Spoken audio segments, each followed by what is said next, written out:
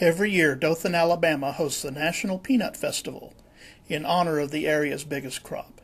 Peanuts and helicopters provide much of the area's jobs as 4,000 IAM members in Local Lodge 2003 work at nearby Fort Rucker. At the Peanut Festival, we meet a very special person, Adam Beasley. Guide Dogs of America is honoring Adam this year with a Gift Aside Award. The IAM and Guide Dogs host a booth at the festival, and Adam is always there. We've been doing this here at the Peanut Festival for 10 years. This is our 10th year here. Each year we try to do something a little bit different, improve on the booth space. And we have the Machinists Union and Guide Dogs of America here. We combined the two booths together to give the public a look at the union in a different light, so that the union can see that the Machinist Union is not just about jobs. We're about helping those that are visually impaired also. And it gives them a chance to see the two different organizations together, and that way they can see, that the union is out there helping those that are visually impaired through the use of a guide dog. We probably have about 300,000 people come through this booth that we're able to share the Machinist Union and Guide Dogs of America with. IAM member and lifetime area resident Freddie Head introduces us to the festival and the area. The National Peanut Festival, growing up as a child, used to come here and do the rides, and mostly when I was a teenager, come down here and enjoy the rides and the food and the vendors and the games and whatever, and it continued on, and a lot of the rides and vendors are still here today that was here back when I was a teenager, the fun things. And our booth, people come by and from other internationals and the Teamsters, the IBEW and all that, and sort of give us a pat on the back for being out here exposed to the community and spreading the word about unions. And if it wasn't for our farmers, we wouldn't get fed. Now, a lot of people don't like peanuts, especially boiled ones, but you never got to acquire a taste when you're young for them, and you really enjoy them. But then other people get green peanuts, and rather than boil them, let them dry a little bit, and they parch them, and they just as good or better than what you can get out of a store-bought pack of them with salt on them. You can sort of season them your own way you want to. So, as a young boy in grade school, I used to go around. That's how I used to make money to go to the picture show. It cost, at that time, it was 10 cents to go see a double feature at the local movie theater. And the way some of us neighborhood kids would get together and go sell bags of boiled peanuts to the downtown merchants or the local citizenry that had come by to come to town on Saturday, to do their weekly or monthly shopping. We'd sell them bags of peanuts, fresh boiled peanuts. We had that holler down loud that we'd hollered out, fresh boiled peanuts, 5 cents a bag. When I was growing up, there was a preacher that went to church where I went to that was blind. And in the back of my mind, I always wondered why he didn't have a guide dog. He worked with a cane and everything. And then I worked at the cotton mill for 17 and a half years, and that job went away to Mexico. And then I was lucky enough to get an apprentice job at Fort Rucker and join the IEM. Once I joined the IEM, I got real involved with the IEM, started going to meetings and everything, went to the board meetings, and I thought, we have this wonderful service that the Machinist Union provides, and it's always touched my life, somebody that's been visually impaired, how they seem to manage their lives and how they get around and everything. And knowing that we as Machinist Union members can provide a service such as a guide dog was really a blessing to me, knowing that in my earlier life I had known somebody that was in need of one, and I was not able to help them because I did not know anything about how to go about getting a guide dog for somebody. Being associated with Guide Dogs of America has really blessed my life. I'm a volunteer for Guide Dogs of America at Local Lodge 2003 in District 75. Local Lodge 2003 provides me an office that I work out of there at Local Lodge 2003. I'm there at the office every morning from approximately 9 a.m. until my shift starts at 11:30, so I try to stay there till about 10:45, and then I go out and go to work. My regular job is an aircraft mechanic. Okay, we have one lady that's a member of the union, Teresa Blevins. She lost her sight through diabetes. She had always supported Guide Dogs of America, not knowing that one day she would need the benefits of a guide dog. She gave because she loved the organization, loved what it did for a visually impaired person, and then she lost her own eyesight, and she was able to go out to the school and receive her guide dog, not knowing that she would ever be able to benefit from her donation. She just gave from the heart, as most of us in the Machinist Union do. We don't ever think that we might need a guide dog someday.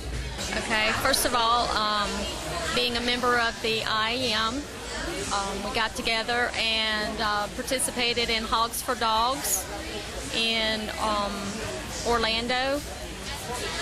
We went on the guide dog ride, and this was before I lost my sight. I also gave to the organization and never thought that one day I would become a recipient. I lost my sight going on 2 years ago, and really had not thought of getting a guide dog until I discovered that trying to maneuver around with a cane was more difficult, and maneuvering around with a guide dog is just awesome.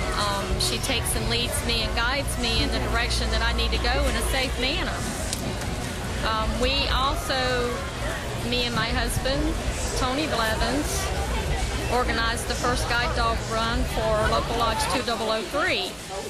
Wherever I go, if possible, I try to attend one of their local meetings and just let them know what their contributions have been going to, because many of our locals have not seen the end results of what their contributions do as far as Guide Dogs of America. When I go in, I talk, and they see with her leading and guiding me around and what she does and how she operates, and they see where their money has been going and what the end result is, from the puppy raising to the partnership. It's just been amazing at what they learn and what I've learned by talking to people about Guide Dogs of America. The contract that I used to work for, Army Fleet Support, is a big contributor to United Way, and Adam Beasley got us to where we could be able to do payroll deduct through the United Way system. So I actually went and did a meeting, or participated in one of the meetings for a United Way kickoff at one of the buildings where I used to work. And it was just amazing at the employees who may have never seen what their contributions were going to also, and the end results. And sharing my story with them as going to Guide Dogs of America. And Army Fleet Support has been a big contributor to United Way and Guide Dogs of America. Adam is an amazing person. If he sees the need and he gets in contact with someone, he stays in contact with that person through the application, through the training, through everything that they need to do to receive a guide dog. And he even stays in contact with them afterwards. He sets up the booths, and I have been able to go to some of the areas with him to help share and let them see the guide dog itself. And he has just been amazing. I think he really deserves the award, and I just appreciate his help and his dedication to going out and sharing the United Way with all of the fields on the contract. Sharing at the Peanut Festival the full week with the booths and everything. He just amazes me at his dedication to Guide Dogs of America. Guide Dogs of America was founded in 1948 when we had a retired machinist member at age 55 went to every guide dog facility at that time in seeking a guide dog because he knew that a guide dog would provide him with the independence that he needed. And none of them would give him a guide dog because of his upper age. They thought he was too old. 55 years old is not very old to me, because in 5 more years I'll be at that age. So he came back and spoke with the board of directors at the time for the International, the IM, and told them of his dream of a guide dog school that would not discriminate any whatsoever on the upper age limit. So the board of directors decided that they would help him with funding of the school. And in 1948, International Guiding Eyes was formed through the help of the IEM, the funding. And they were not discriminating any whatsoever on the upper age limit for people. Well, at the beginning, I was sort of on a roller coaster. I wasn't sure what I was going to be able to do or not do. And that really, confused me there for a while. And I said, it's amazing at how one door closes, but several open. I've been able to communicate with people and be social and mobile and independent. I'm still able to do some of the things I always enjoyed doing, like singing. I love to sing, and it just amazes me now because it seems a lot more, I guess, special to me because it comes from the heart now, because I feel each song. Even though I felt them before, it's just a different feeling now of being able to share the music and everything with other people.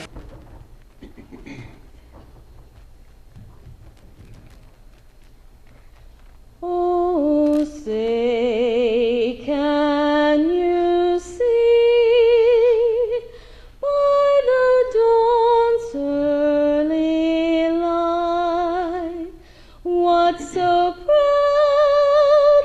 we hailed at the twilight's last gleaming, whose broad stripes and bright stars through the perilous fight o'er the ramparts we watched were so gallantly streaming, and the rocket's red glare, the bombs bursting in air, gave Teresa opened the recent Human Rights Conference in Orlando, Florida, with an amazing rendition of our national anthem. that our flag was still there. Oh, say does that star-spangled banner yet wave o'er the land